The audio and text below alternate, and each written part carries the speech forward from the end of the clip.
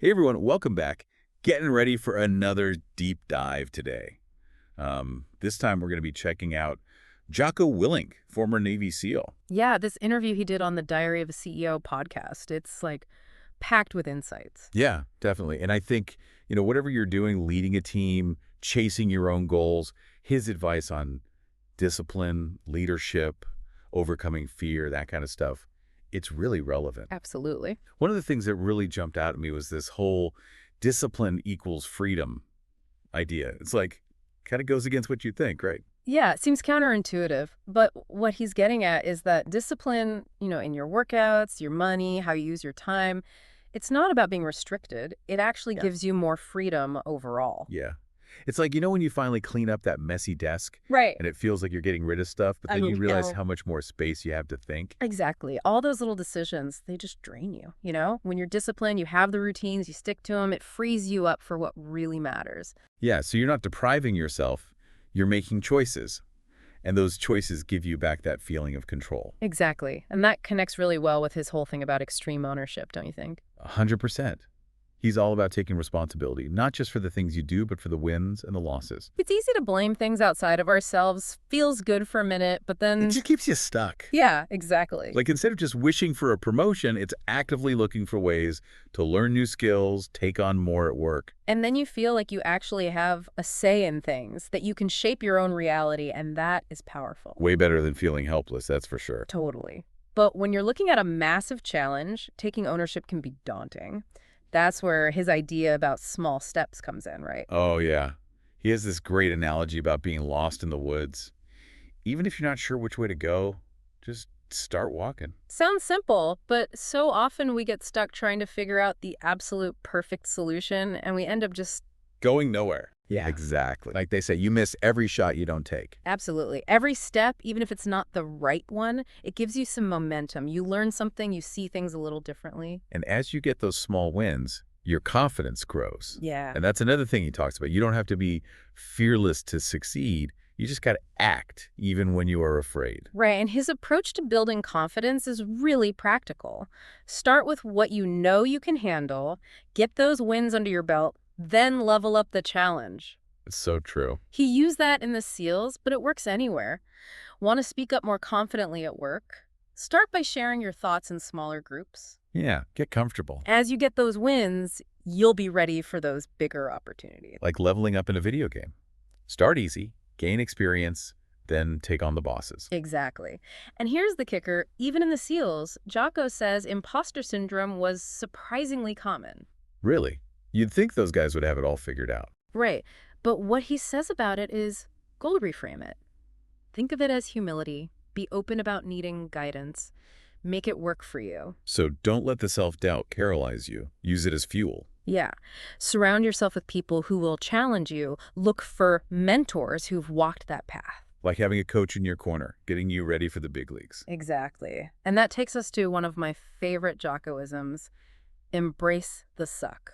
Because you don't grow by staying comfortable, right? Nope, not at all. He really believes that it's in those tough moments when you're ready to quit, that's where the good stuff happens. And he relates it back to his SEAL training talk about embracing the suck. Wow. That puts things in perspective. Right. But he's not saying go out looking for suffering. It's more about recognizing that on the other side of that discomfort is where you find growth and fulfillment. And that lines up with what you were saying before, wanting to learn and grow even when it's tough. And it's not just, physical stuff either. He talks about some really intense situations in the SEALs, things that really pushed him mentally and emotionally. Yeah, and he doesn't shy away from the darkness out there, the weight of those experiences. But then the way he talks about finding the good, the light, using that to keep going, it's really inspiring. He talks about losing guys in combat, dealing Yeah. with that grief and loss, really heavy stuff. And he doesn't sugarcoat it, but you also see the strength of the human spirit there. He talks about his wife, how important she was for him during those times, giving him that support, that balance, helping him process those experiences. It sounds like she was such a rock, especially with him being deployed all the time. That must have been so tough, but you get the sense that he really respects her strength, holding things down on the home front. Oh, absolutely. He's very clear that his success in the military wouldn't have been possible without her. It's like a good reminder that even the toughest people, they need a support system, people they can rely on, especially when things get hard. Makes you think about those people in our own lives, the ones who are there for the tough times and the celebrations. The real MVPs, right. Keep you grounded, remind you what really matters. Speaking of tough stuff, Jocko is not a fan of excuses, is he? Not even a little bit. He calls them dream killers, and he's not wrong. Mm. They might make you feel better for a second, but they stop you from taking ownership, from making real changes. He talks about hitting rock bottom as the point where those excuses disappear and you're forced to face reality.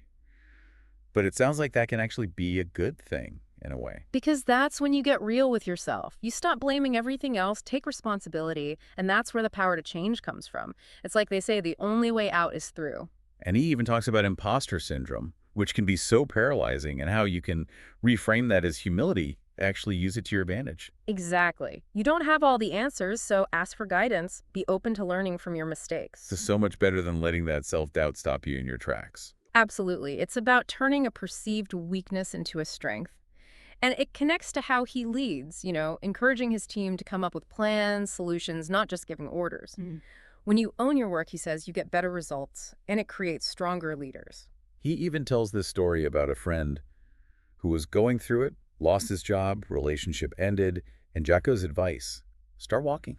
Just start walking. It's all about taking action, even when you're not sure what's next. Sometimes just moving forward, getting a fresh perspective, that's what sparks the change. So it's about going from feeling stuck to taking action. It might not be perfect at first, but you're moving. He calls it an iterative approach. Take small steps, always checking in, adjusting if you need to. Like if you hate your job, don't just peace out, update that resume, network, look at your options, be strategic. Because doing something, even if it's not perfect, is usually better than doing nothing at all. He says that bias for action probably came from his military background, split-second decisions, life or death, but he saw it play out in other areas too.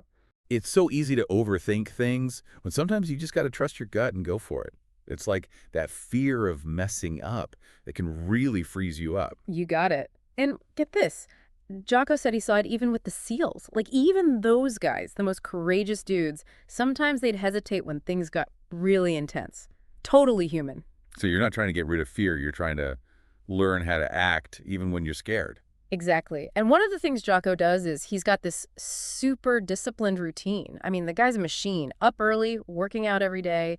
It's like non-negotiable for him. I was just thinking about that routine. It's famous, but it doesn't sound like it's about being a robot, Yeah. Remember him talking about chocolate chip cookies being his weakness? Oh, yeah, haha. Even Jocko has his indulgences. It's about finding that balance. And that's another place where his wife was so important, especially back when he was in the SEALs. He talked about how she basically ran the show at home, taking care of everything, giving him the stability he needed for that demanding job. He's so appreciative of her strength, keeping it all together. It makes you think about the importance of partnership, sharing the load, especially when you're going after those big, challenging goals. Even the toughest warriors need someone in their corner, right? But it also seems like even though Jocko really respects his past, he's not trying to relive it. That's right. He even said he wouldn't want to mess with those memories by trying to go back. He's moved on, and now he's focused on helping others find that sense of purpose, that fulfillment he had in the SEALs, but in their own way. And he doesn't let people off easy, does he? That embrace the suck thing, it definitely shows up in how he thinks about personal growth. He talks about jiu-jitsu being kind of a modern-day version of that shared struggle, that brotherhood he had in the military. It's interesting how he sees that potential for growth, for connection in those kinds of activities. It's about finding those things, Could be a sport, a creative thing, even just a tough project at work.